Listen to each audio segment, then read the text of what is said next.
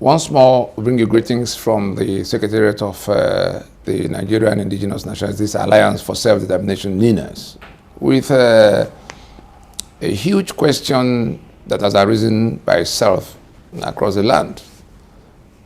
NINAS is asking, where are the other men of God and women of God in the land? Where are the men of God in the land at a time like this? Where are the women of God in the land at a time like this? How come it's only the voices of just 2 or 3 that we're hearing amongst the hundreds that are there?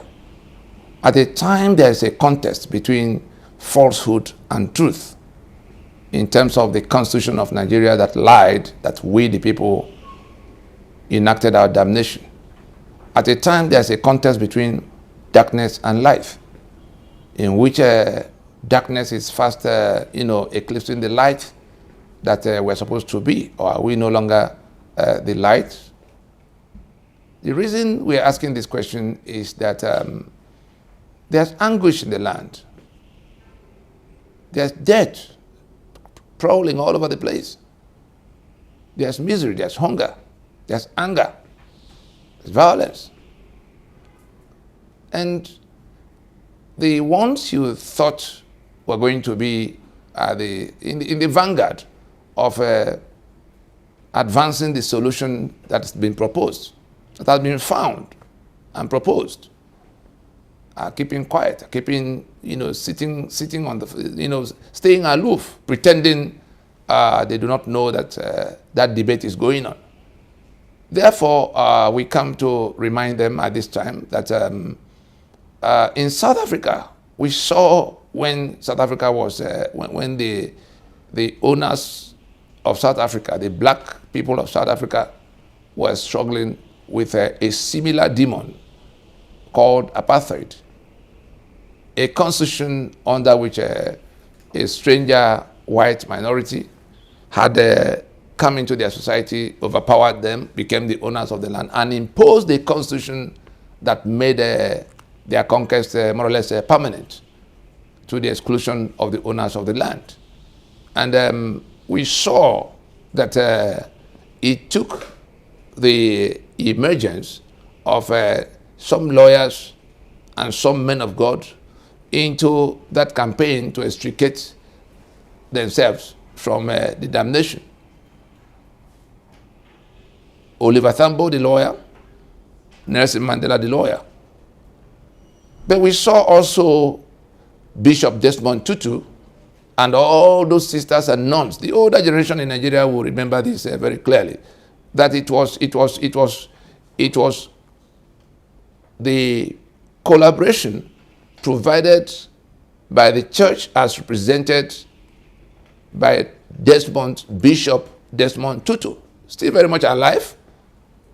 That was what enabled those who were fighting to take down apartheid constitution, led by 2 lawyers, Oliver Tambo and Nelson Mandela. Of course, there were many, many others. Walter Sisulu, Govan Mbeki, Katreda, Winnie Mandela in her own right, because she held the fort. And so we come to ask today, apart from Pastors Sam Ayedogbon, who had the courage to provide the platform by which these issues were presented to a retreat of church leaders, and who had on a number of occasions come public, taking a position around the question of the constitutional arrangement for the country. Where are the other people? Where are the other pastors? Where are the other men of God? Where are the other general overseers? Why is it that it's only Paul Adefarasin that will be the lone voice to declare that the 1999 Constitution of Nigeria is a fraud, and that the Nigeria erected upon that fraud is a scam that is heading nowhere?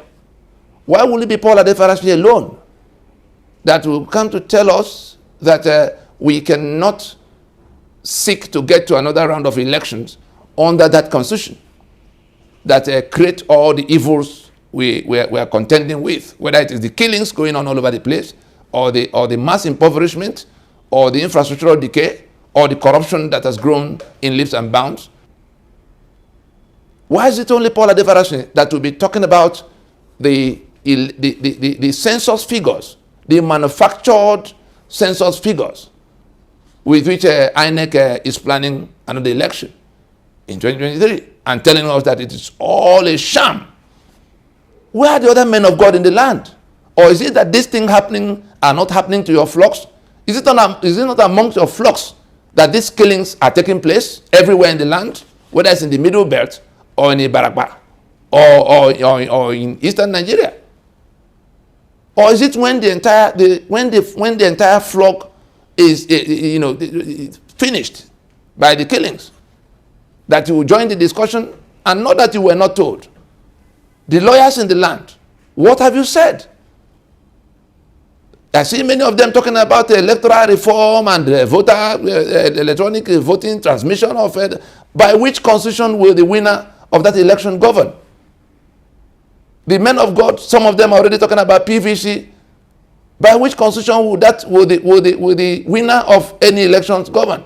So we come today to say to you that if you be a man of God in this land, in this Nigeria at this time, and you are not taking a position in this fierce combat, in this battle, in this debate, in this war between truth and falsehood, the truth being that we never made this constitution. 99, falsehood being that we the people enacted our damnation as represented by this constitution, as contained in this constitution.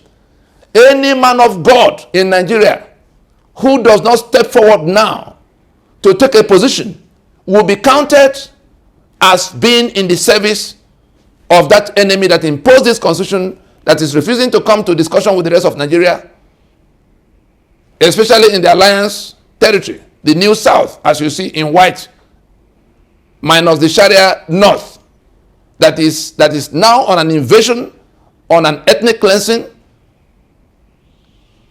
and on a conquest mission against all of them, killing them off to take their land permanently, having brought in their like from across Africa, throwing our borders open.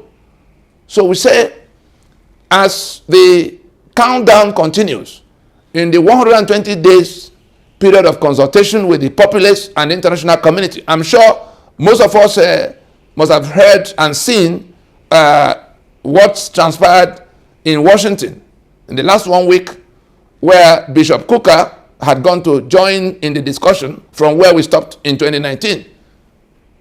The evangelicals in the U.S. are so concerned that they are putting pressure on Congress in Capitol Hill. The government there, the Congress itself, is leading a discussion for how these killings can stop. We saw Bishop Cooker go to tell them that the government of Nigeria is not doing anything, it's not going to do anything. We had gone as far as telling them that that it's a matter of complicity. It's a matter of being accomplices in the killings that are going on. Danjuma already told us it's a matter of collusion, a former chief of army staff. And we saw former President Trump. Buhari himself told us that in his private meeting with Trump, that Trump had asked him, why are you killing Christians in your country?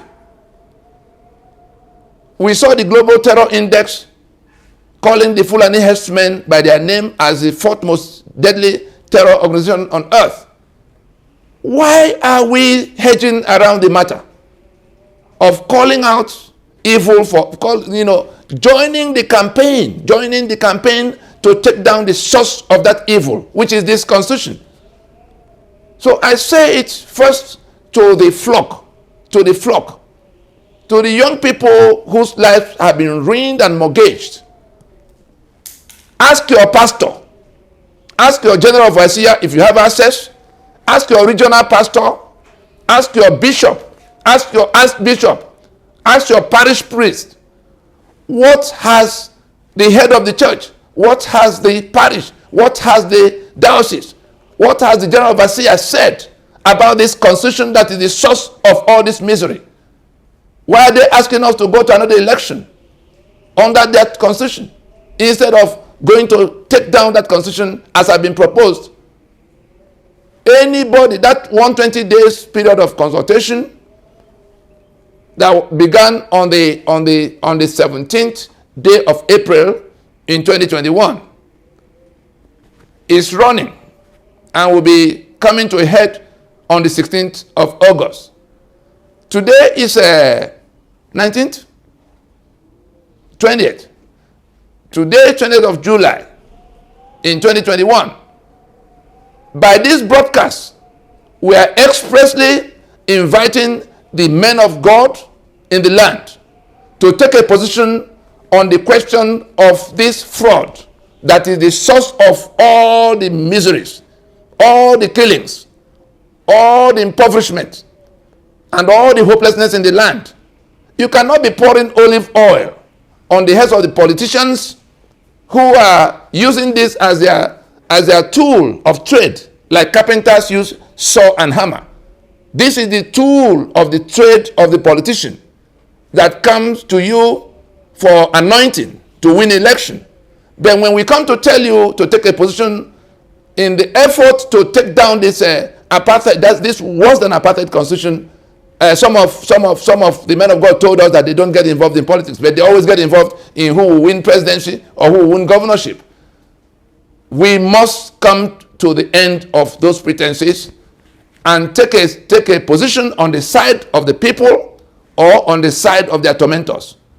If we are pouring olive oil on the heads of the politicians that are swearing to defend and uphold the source of the torment of the people, then we are not on the side of the people, no matter how much we pontificate about it. We invite the men of God in the land and women of God in the land. We invite every one of them, every one of you, to step forward now and take a position on the side of the people. If by the close of these 120 days of consultations that are already yielding all of what we saw inside Nigeria and in Washington, where those who were involved in that consultation have now come to a public hearing in Congress, inviting one man of God from Nigeria called Bishop Hassan Kuka, Matthew Kuka, to come to bear witness to what is happening in Nigeria, in his home region in that Nigeria. And the rest of us are keeping quiet. We are saying we must, before the close of that 120 days, come public with our position. Anybody who does not know should find who to ask. There must be lawyers in your congregation who you can ask. You can also go to the website of NINAS, www.ffn.org. Again, I repeat, www.ffn.org, to find out exactly what is being proposed about the extinguishing the source of this misery, about taking down this apartheid constitution, and the need to stop the renewal, the journey to the renewal in 2023 by way of election. Don't talk about PVC. Young people, we address you directly. The young people, the ones that did answers, the ones who don't know what to do with their lives now, from anywhere you are in the world, those who are inviting you to come and elect better people that will govern you, ask them, under which constitution will that better person govern? You must put pressure. You must join in this debate. Don't sit by the side. It's your future that is being sold by these wicked people who swear to defend and uphold the source of death for everybody, the source of impoverishment for everybody, but which guarantees opulence, guarantees fabulous wealth for the operators of this constitution, the governors, the senators, whoever will be president and vice, their ministers, all of those who go together in Abuja to share money every month, including council chairmen. Ask all of them, by which constitution would they govern if we go to election that renews the life of this constitution in 2023? At a time, everybody else is saying, let us take out this constitution, go into transition. We are not anarchists. We have no quarrel with those in government house. Let us use the balance of this tenure, as much of it as we need, to go and solve this problem. Otherwise, the society is heading to where to collapse on everybody. The men of God in the land, anybody who does not speak up before the 16th of August in 2021 will be counted by the flock as being on the side of the tormentors, as being on the side of those who impose this constitution, as being on the side of the enemy, killing off everybody, seizing their assets, and stealing them blind, maiming them, raping them, and rendering their future, impotent, rendering their future useless. This is not the time to be silent. Silent is not going to be golden on this occasion. The same thing applies to the lawyers in the land. You should be the one telling other people, but you are all interested in electoral reform and electronic vote transmission. That is not the issue for now. The issue is the constitution by which the winner of that election will govern. If you are not on the side of saying, let us get rid of this constitution first, then you are amongst those who are putting the people through what they are going through right now.